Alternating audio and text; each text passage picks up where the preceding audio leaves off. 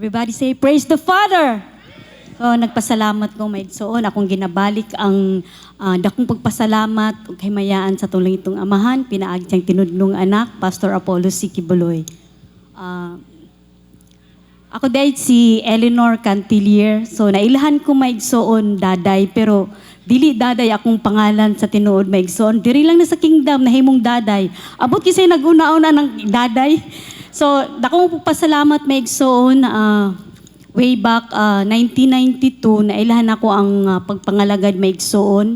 Pinagi sa akong ginikanan nga gusto gyud nila nga mabag-o ko. Ani maigsoon nga gikan ko og rehab ato nga time nga gusto gyud nila ginasulti nila sa ako ang mag-usab na kay ato nga time maigsoon nga nalulung ko maigsoon sa bisyo.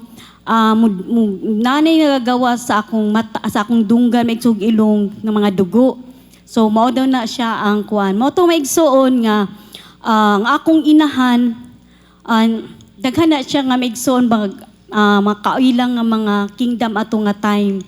So nagpasalamat ako sa atong litong amahan maigsoon nga kato gigamit maigsoon nga nailahan ako ang pagpangalagad 1992 mo to maigsoon nga tungod nga nag-eskwela ko inactive ko ato nga time. So pag year 1993 mao na to maigsoon nga nahimo kong active mas hangtod 1997.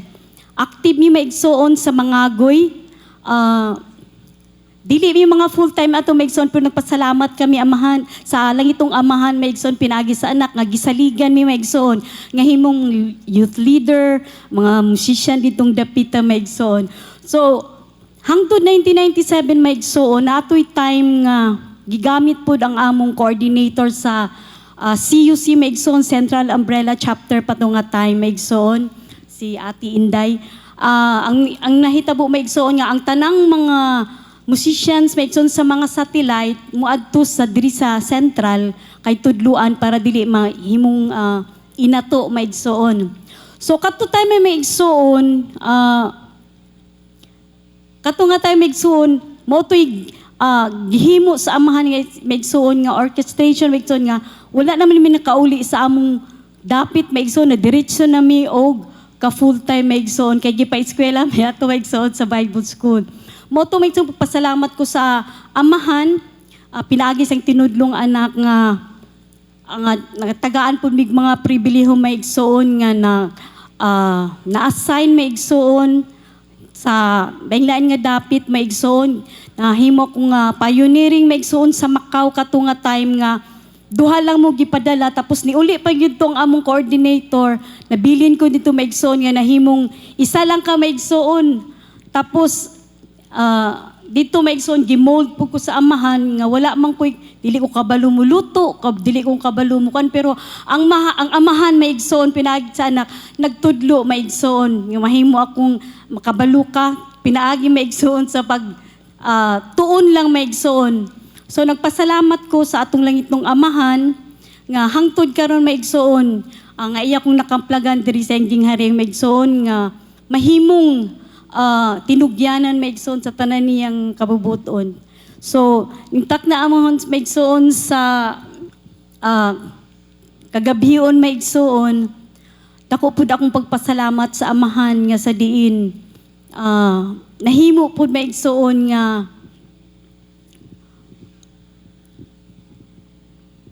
akong pagpasalamat sa iya maigsoon akong ginabalig ang tanan nga pagpasalamat diha kaniya.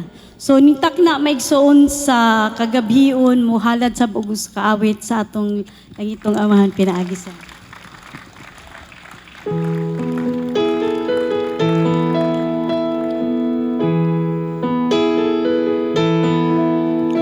When I think about my life on earth and why I serve the King, I just have to share my thoughts with you to let me know just what I see.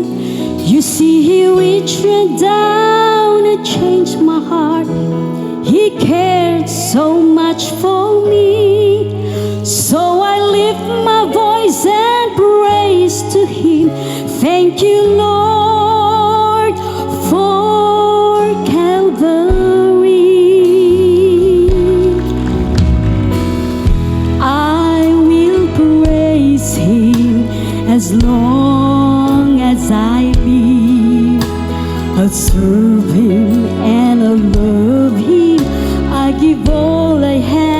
to give.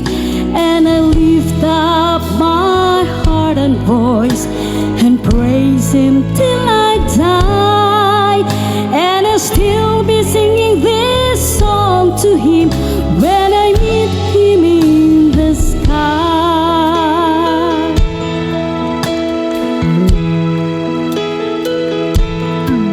When my life is so much different now, I find the source of life. And it's not an earthly source, my friend, but it's the Savior from above.